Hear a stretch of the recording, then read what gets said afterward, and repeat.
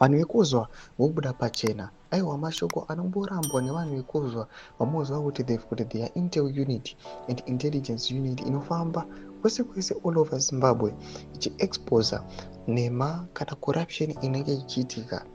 Chokwadi chazobuda kuti aiwa, kunyange zvavo vamwe vanhu achiramba but zvinhu zvavanouya vachiposta nezvechokwadi. Sanapina mashoko anobuda tichiona kuti vakomana vekuzwa aiwa, mashoko anotaura ndechokwadi. Subscribe or like on the bell icon.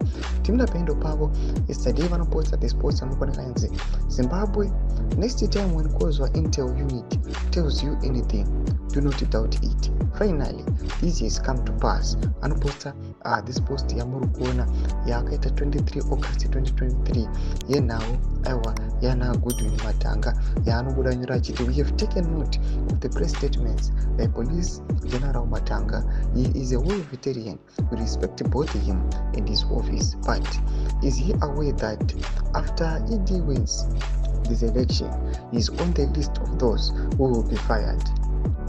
They want to punish him for his loyalty to General Chwenga. This post wakaista musi wa 23 August 2023 aiwa panguva aiwa yema-elections. Panapa tiri kuona kuti wakangopedza kuchitaura izvi vanhu vanokomenda zvakasiyana siyana vachiti aiwa munochikoti muchikotudza nhema zvakazodai zvakazodai, but today it has been proved, it has been proven. Tiona vakomana vachiuya vachiti aiwa takambozvitaura, next time kana tinge takuudzai munofanira kungotibhilivha.